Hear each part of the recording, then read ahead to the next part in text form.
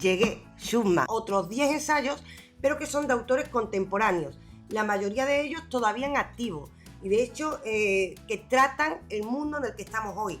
Así vemos que la filosofía sigue muy viva y podemos seguir enriqueciendo nuestro discurso. Contemporáneos, autores que están en activo hoy en día, y algunos quizás no están en activo ya, pero son muy recientes, ¿vale?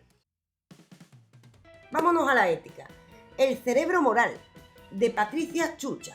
Yo no estoy de acuerdo con esta autora, tengo que decir, pero sus reflexiones son muy interesantes.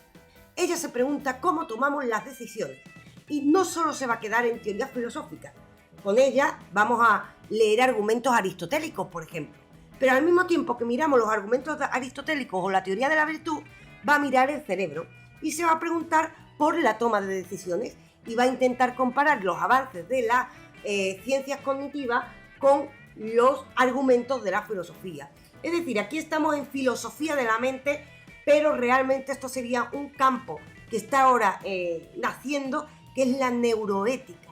Es decir, comparar los discursos éticos con los conocimientos que tenemos de cómo tomamos decisiones. Yo digo, no estoy de acuerdo en el sentido de que ella, por ejemplo, piensa que no existe conciencia y es muy reduccionista respecto al cerebro, pero aunque sus conclusiones sean reduccionistas, podemos, por supuesto, aprender con ella y no estar de acuerdo con algunas conclusiones, pero sí con los datos que son necesarios conocerlos. Se nos llena la boca hablando de ética en sentido ambiguo. Los tiempos han cambiado. Sabemos, tenemos datos de cómo el cerebro toma decisiones, de cómo aprende, y todos esos datos son necesarios a la hora de decir cómo comportarnos. Esta autora sigue en activo, su marido también es filósofo. Si buscáis el apellido vais a encontrar que hay 2 Churchill y esto está muy en auge. Esto es filosofía, no divulgación de la filosofía. Sin embargo, es fácil de leer. ¿Por qué? Porque Churchill también tiene un lenguaje muy sencillo y además te engancha. ¿Por qué? Porque es que te das cuenta de que tu cabeza hace esas cosas y tú no sabías que las hacías. Resulta que creéis que a veces tomáis decisiones que no las estáis tomando vosotros por lo que creéis, sino por otros motivos. Vais a aprender sobre el secreto que hay bajo vuestra caja de calcio, porque el cerebro está dentro de una caja de calcio, y vais a aprender sobre cómo tomáis decisiones en esta obra. Patricia Churchill, El cerebro moral. Y hablando de esto, deciros que es una autora que podéis buscar que hace filosofía, no solo divulgación, que nos quedamos normalmente en superficie y hay que reclamar estas personas que están haciendo obra y están haciendo que la filosofía siga adelante. Son los nuevos Aristóteles, ¿vale?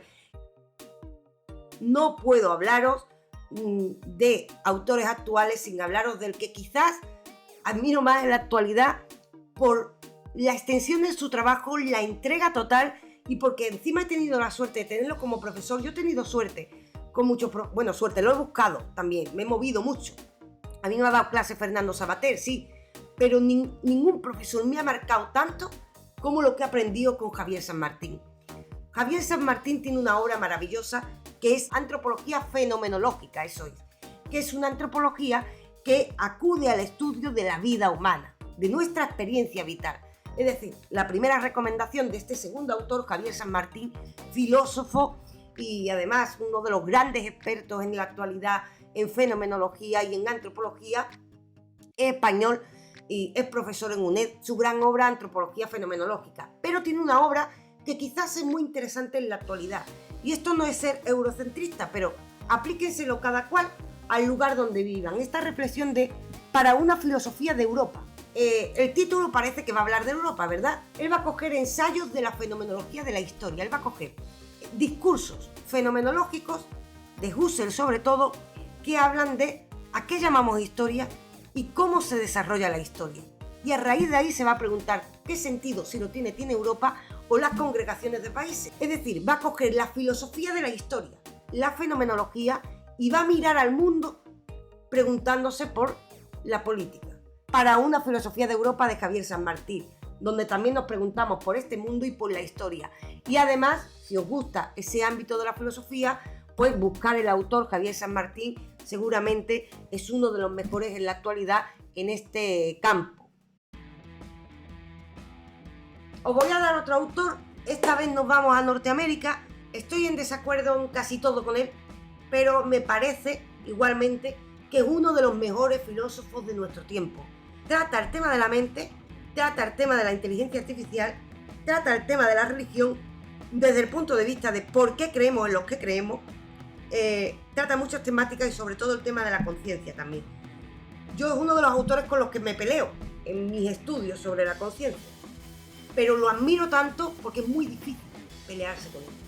Presidente de la Sociedad de Ateísmo, pero estudioso de la religión, y seguramente pues uno de los nombres que va a quedar para la posteridad. Lo sabemos quienes estudian filosofía y se meten ya en el nivel máster para ver qué se está investigando. Sabemos que este hombre ha entrado en la historia ya y sigue sacando obras. No nos perdamos, por favor, en los grandes divulgadores y creamos que eso es filosofía. Filosofía es lo que hace Daniel Dennett. Daniel Dennett, cualquiera de sus obras, es sencilla, tiene un lenguaje cercano, suele pasar con los norteamericanos, y encima trata temas de actualidad, se moja a no poder más. Y si os vais para las obras antiguas y os vais para las obras actuales, veréis cómo se lleva a la contraria a sí mismo, porque como sigue estudiando y sigue investigando, él no le vale encontrar una verdad, la da y ya, venga, soy el filósofo. Por ejemplo, hace un tiempo dijo que la conciencia era un meme, es decir, una construcción cultural, y esa era su teoría, ¿de acuerdo? Esa era la teoría de Daniel Dennett. Tiempo después se corrigió, dijo, no, me he equivocado, y sacó otra obra de la conciencia diciendo que era otra cosa. Y claro, si leen las dos, dice, este tío se contradice. No, este tío no se contradice. Este tío sigue aprendiendo, sigue compartiendo y tiene una honestidad intelectual como poco. Daniel Dennett. Y en esta obra, ¿por qué os traigo esto? En realidad, tampoco es mi favorita de Daniel Dennett. Mis favoritas son sus estudios de religión, pero ya lo he recomendado en otros momentos. Poner religión y Daniel Dennett y os saldrá todos esos estudios. Pero esta la traigo como una reclamación. Se habla mucho de Sapiens, esa gran obra divulgativa, no filosófica, divulgativa, para acercarnos a la historia de la humanidad. Pero a mí me han llegado a decir, en Sapiens está todo. Mentira, es divulgación de la historia, y no es filosofía. ¿Queréis filosofar sobre cómo evolucionamos y cómo dimos lugar a la mente que somos? Con los datos que hay, sin ficciones, sin literatura de por medio, pero de una manera sencilla, pues es esta obra, de las bacterias a Bach. Es decir, desde que fuimos una bacteria hasta que creamos sinfonías, la evolución de la mente, con los datos que hay, sin meterse en lo que no hay, y cuando es teoría de él, cuando es propuesta de él, lo avisa. No creáis que Sapiens es obra filosófica que explica la historia de la humanidad. No existe una obra para explicar eso, pero sí que existe una obra para filosofar a por qué unas bacterias y cómo unas bacterias, con los datos que tenemos, dieron lugar a la mente. Filosofar sobre ello, y la parte que es hipótesis propia, él mismo lo avisa para que vosotros podáis entrar en contradicción con él. Daniel Dennett, de las bacterias a Bach, la evolución de la mente, una de las grandes mentes de nuestro tiempo. Se le ha llegado a llamar el Aristóteles de la actualidad. Y no puede faltar ella. Esto es tan actual que esta muchacha tiene mi edad y la tenéis en una entrevista en el podcast de Nonina. La tenéis aquí en vídeo y la tenéis en audio en iVoox. Sí, también es premio a la mejor investigadora de este año. Por esto, La enfermedad del aburrimiento, de Josefa Ros Velasco. Cuando leemos la obra nos preguntamos ¿por qué nos aburrimos? La gente cree que aburrimiento es estando parado, ¿no? Puedes estar aburrido estando en una vorágine de actividad porque te has habituado a eso. También se ha romantizado el aburrimiento. La gente cree que aburrirse es esperar a la musa, ni mucho menos. Dice Josefa, y es verdad, confundimos aburrimiento con no hacer algo. No es lo mismo. En el no hacer nada puede entrar la musa, pero el aburrimiento es una sensación desagradable y su sentido biológico, esto es lo que aprenderías aquí, su sentido biológico es moverte a hacer otra cosa. Y en muchas orientaciones actuales pseudo-religiosas y de autoayuda se habla de aburrimiento como una metodología para que nos volvamos mejores. Pero es que se confunde el término aburrimiento con meditación o pararse. Hay gente que está haciendo muchas cosas y está aburrida. Una cajera en un supermercado, si lleva mucho tiempo haciendo eso, se está moviendo, está haciendo cosas, pero puede estar aburrida. Y yo, parada en el sofá de mi casa, me puedo llevar una hora mirando una pared así y llega la creatividad. ¿Por qué? Porque no estoy aburrida, porque estoy en estado de atención. Aburrirse es una reacción biológica, fíjate a dónde llegamos, biológica para cambiar lo que estás haciendo, porque eso que estás haciendo no es bueno para ti o no provoca la atención de tu cerebro. Habla precisamente del sentido de esa sensación, de cómo identificarla. La obra es tan potente que cada vez que te aburras, te acordarás de Josefa. Ese aburrimiento también estará ligado con temáticas muy actuales, como el de la soledad no elegida, por ejemplo. Es decir, de repente ya entramos en debates súper contemporáneos y en un tema que se ha tratado muy poco en la historia de la filosofía y en el que muchos años después de que autores alemanes hace siglos empezaran a hablar de ello, llega una autora cogiendo los datos actuales del cerebro, investigando en Harvard, comiéndose la cabeza para hablar de por qué nos aburrimos, de cómo actuar ante el aburrimiento y cómo así sacar un mayor partido a nuestra vida, pero sin nada de autoayuda. Estamos hablando de un discurso filosófico real y que esperamos tenga mucha vida y que esperamos que tenga mucha obra, que sea la primera obra de muchas otras. Es por ello por lo que Josefa Ros Velasco, muy merecidamente, es el premio a la mejor investigadora del año. La enfermedad del aburrimiento de Josefa Ros Velasco. No quería yo que faltara porque es una de las grandes promesas de la actualidad y sigue trabajando en activo. Sigue trabajando en activo, demostrando que la filosofía tiene un ámbito práctico. Muchas veces en el canal habéis preguntado cuál es la diferencia entre un genio y un loco. El genio y la locura, de Philippe Brenot. Vais a conocer casos de genios de los que cabe preguntarse si era locura o genialidad. Os vais a acercar al caso de Van Gogh, os vais a acercar al caso de Edgar Allan Poe, os vais a acercar a Kafka, os vais a acercar a Rousseau y los va a dividir entre pintores, escritores, filósofos, músicos, poetas, científicos, por separado, genios de distintas modalidades. Philippe Brenot es psiquiatra e investigador. Y entonces los va a dividir para hacer un buen estudio y para saber por qué establecemos esta relación entre genio y locura. Para empezar va a buscar enfermedades mentales y después se preguntará si esas enfermedades mentales han sido ventajosas para esa genialidad o incluso si han sido productos, es decir, si hay una relación estrecha entre esa enfermedad mental y la creación que nos ha traído ese autor. Y para colmo, también va a hacer estudios estadísticos y se va a preguntar qué tipo de genio está más loco. El científico, el escritor, el músico, el poeta, el filósofo. Normalmente se habla del científico loco, ¿no? Pues resulta que los escritores y los filósofos son los que están más en peligro de locura. Y dentro de los filósofos, los que tienen más peligro de locura, por las estadísticas, son los lógicos. El uso excesivo de la razón, quizás, esas son las preguntas. ¿Por qué dentro de los filósofos se pone a diferenciar, ¿no? Los que están muy cercanos a la lógica o la filosofía de la mente, o sea, yo tengo papeletas, tienen más papeletas para caer en locura. Viendo las estadísticas, viendo el caso de Lewis Carroll, por ejemplo, viendo el caso de Wittgenstein, por ejemplo. ¿De qué pasa? Que el estudio excesivo de la racionalidad lleva paradójicamente a la locura. Mira a los escritores, también otro de los grupos de riesgo. Dice, ¿qué pasa? Que las preguntas y el uso del lenguaje lleva después a una dificultad para comunicarse con el mundo. Hay menos músicos locos, menos pintores locos, aunque lo haya, y normalmente se dice que es al revés. Se dice que hay más pintores porque nos acordamos de Van Gogh, pero no es así. Son los escritores y los filósofos, ojo, los filósofos dedicados a la filosofía de la mente o filosofía del lenguaje. Es decir, los que están en estrecha relación con la lógica. Veremos esos datos demostrados, es decir, este libro es de psiquiatría, pero después se dará la mano con la filosofía porque tendrá que atender a la pregunta de entonces, siendo así, ¿qué es un genio? ¿Qué es un genio? ¿Alguien que ha sabido sacar provecho de una enfermedad mental? ¿Alguien con quien el mundo ha conectado porque desde esa enfermedad mental ha traído algo que en el fondo era necesario, pero solo se podía acceder por ello a través de la irracionalidad? ¿Puede ser la irracionalidad esa un método de conocimiento? El genio y la locura, con Philippe Brenot. Maravilloso. Nos vamos con una filósofa, fijaos qué nombre, tiene el nombre de lo del móvil, Siri Husband.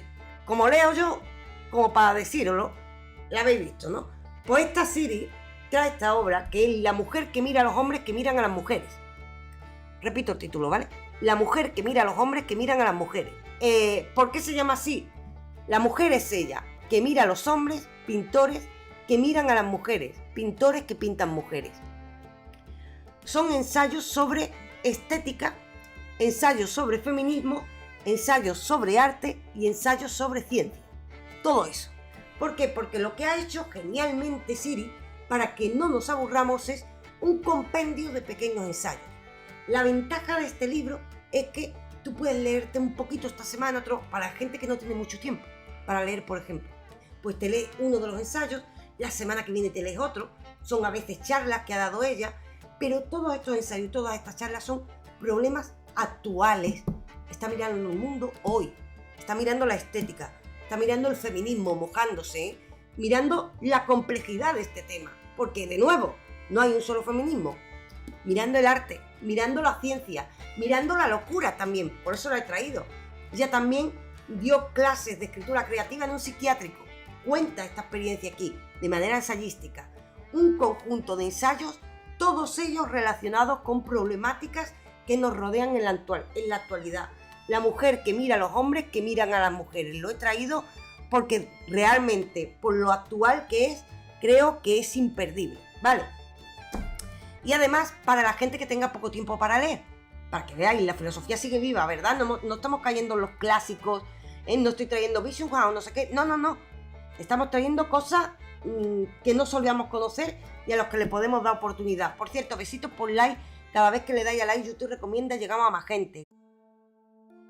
Peter Kingsley, en los oscuros lugares del saber. Aquí se nos habla, sabéis que Parménides, y tenéis el curso completo aquí en el canal, es considerado el padre de la racionalidad.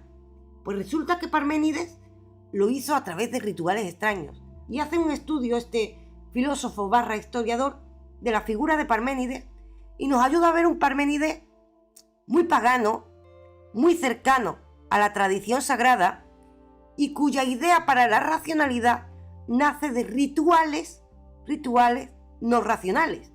Esos rituales son rituales en los que en la antigua Grecia se encerraban en, digamos, imaginaos, en un féretro durante 3-4 días relacionados con el orfismo, para en esos 3 o 4 días, también a veces con el uso de sustancias, tener ideas o alucinaciones en ocasiones, pero esas alucinaciones, ideas, cuando salían de ese encierro, fijaos, acordaos, mito de la caverna de Platón, salían de ese encierro medio ciegos y esas ideas le daban lugar pues a esa especie de revelación filosófica, siguiendo un poco la figura del chamán.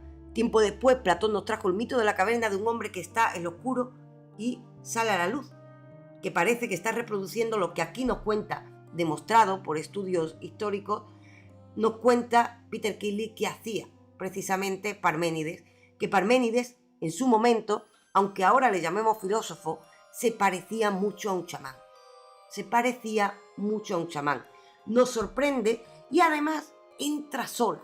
Tiene un estilo tan fácil, tan agradable, de verdad, entra sola, porque te quedas sorprendido de decir, leche, el padre de la racionalidad era una especie de chamán, y la idea de la razón la coge de una alucinación. ¿Cómo cambian las cosas? Pero claro, era normal. Si lo pensamos bien, en la época de Parménides estaba todavía la época de los grandes poetas, era esa época, entonces era normal que se diera esta mezcla entre misticismo y filosofía. Pero a él lo habíamos salvado, lo sabíamos de otros autores y pensábamos que el padre de la razón no, ni mucho menos. Peter Kingsley, en los oscuros lugares del saber, nos da pues ese otro Parménides que nos sorprende y nos rompe la cabeza y que no hay que perderse porque nos ayuda a comprender mejor al Parménides académico. Nos trae esto con Parménides y ya él, viendo que había magia en Parménides, dijo, lo habrá en lo demás. ¿Y qué hay del resto de filósofos de la filosofía presocrática? ¿Qué hay del resto de los que estaban en la filosofía antigua? Pues aquí tenemos hasta en la portada el oráculo, filosofía antigua, misterios y magia. Conocemos la historia de la filosofía, pero en relación con el contexto cultural real que había. Es decir, un contexto donde las pitonisas estaban dándole consejos a los filósofos y donde el misterio, la magia y la filosofía se daban de la mano. Así que del mismo autor, primero mira a Parménides, pero después mira Filosofía Antigua, Misterios y Magia. Una historia de la filosofía muy agradable y muy sorprendente. Y el libro te lo comes solo porque, claro, sorprende constantemente, ¿vale? Una obra para no perdérsela. Filosofía Antigua, Misterios y Magia, de Peter Kingsley. Pasamos de Parménides a mirar todo el contexto. Pues ahora vamos a dar un salto, ya que hemos entrado en la magia. Pues ¿por qué no? ¿Por qué no? Diréis, ¿de verdad? Yo le llamo el Platón de los ovnis. Se llama José Antonio Caravaca. Y como la gente ve que el libro va de ovnis, cree que es un libro de ufología. Y no es verdad. Esto es cuando habla de la mente de los ovnis entrar en nuestra mente. Como hizo Jung en otra época, que se preguntó sobre las cosas que se veían en el cielo. Pues se lo va a preguntar y se va a decir, vamos a ver, ¿por qué cuando en los años 80 los ovnis tenían botones? Si ahora tenemos todo digital. Vienen del espacio y tenían botones. Dice, sí, es retro. ¿No será nuestra mente proyectando cosas? ¿Y por qué la mente proyecta este tipo de cosas? Coge casos concretos. Coge el caso, por ejemplo, de una persona que dice que en un ovni ve una esvástica, ¿vale? Y dice, ¿qué pinta una esvástica en un ovni? Y palancas. Y dice, ¿qué pintan palancas en un ovni? Todo esto es humano. No dice que la gente miente. Acude a casos en los que la gente no es que esté mintiendo, sino qué tipo de alucinación o qué tipo de estímulo hace que eso se dé. Y da un saltito acercándonos a Jung, porque dice, ¿y si hay algo que provoca un estímulo que al activar ciertas zonas de nuestro cerebro, nosotros lo interpretamos con los códigos que ya tenemos porque no lo entendemos? Es decir, interpretas desde tus propios códigos. Esto se parece mucho a la teoría junguiana de los arquetipos, pero contando con que tiene que haber estímulos físicos que provoquen eso, buscando esos estímulos físicos que den lugar a representaciones mentales. Y con esto, cuando hablamos de la mente de los ovnis, hablamos de conocer los fallos de nuestra mente, que quizás, conociendo el fallo, podemos conocer el funcionamiento normal. Con esto hacemos una antropología de lo extraño, es decir, antropología de lo raro que nos rodea, pero también nos preguntamos por nuestra capacidad perceptiva. Es cierto que el hilo conductor son los ovnis, pero cuidado, no es un libro de ufología, es filosofía de los ovnis, os lo aseguro, de José Antonio Caravaca. Tenéis la entrevista al mismo autor aquí en el canal. Poneros un ratito la entrevista, que la tenéis fijada en el canal, y decidme luego si lo que cuenta no es bastante filosófico, ¿vale? El libro se llama En la mente de los ovnis, de José Antonio Caravaca, y por ser honesta, ya que hemos dado el salto a mirar el mundo de otra manera, quería traerlo porque de los últimos de estos ha sido uno de los ensayos más sorprendentes que me leí en los últimos meses, y creo honestamente que os va a gustar. En la mente de los ovnis, de José Antonio Caravaca. Y si nos atrevemos a conocer lo desconocido, pues lo hacemos de la mano de alguien a quien le gusta filosofar, que curiosamente, ojo, él se cree que es ignorante, es un Sócrates. Él se cree que es ignorante, él pregunta, pero las preguntas son tan inteligentes que te dejan tumbar. Esto también os lo digo. Como el título es tan bonito, por eso lo he dejado para el último. El fuego secreto de los filósofos, de Patrick Harpur. ¿De dónde nacen las ideas y la creatividad? Es más, ¿de dónde nacen las ideas de los filósofos? Sobre todo de los primeros filósofos. ¿Cuál es su fuego secreto? Esta es la pregunta de Patrick Harpur. De repente nos vamos a encontrar un libro de mitología intentando responder esto. Los átomos del Hades es el nombre de uno de los títulos. La imaginación primigenia, el alma del mundo. Bajo títulos bastante metafóricos, nos va a hablar de el contexto, digamos, mágico que nos rodea. Es decir, de una antropología de la que normalmente no se nos habla y, por supuesto, al hilo, por eso lo hemos puesto con Caravaca, al hilo de lo de Caravaca, vamos a estar en una perspectiva junguiana, que normalmente no se ha desarrollado después de Jung, pero ahora están recuperando algunos autores, como Peter Kingsley, como José Antonio Caravaca y Patrick Harpur. Hablará de muchos de los grandes mitos, cómo nos han condicionado, y analizará esos mitos para verlos en relación con nosotros. Conoceremos de otra manera personajes como Hermes, personajes como Atenea, como Osiris, y también pues eso, se mezcla aquí una perspectiva junguiana, el conocimiento de mitos que nos son desapercibidos, y al fin y al cabo es una historia. Yo lo describiría como un libro que es la historia de la imaginación. Un libro que más o menos es filosofar en torno a la historia de la imaginación y buscando en esa historia de la imaginación que ha podido ser un estímulo para crear ideas. El fuego secreto de los filósofos, de Patrick Harpur. Cuidarse mucho, y ya lo sabéis. No morirse, que se está muriendo gente que estaba viva y no es plan. Super besote.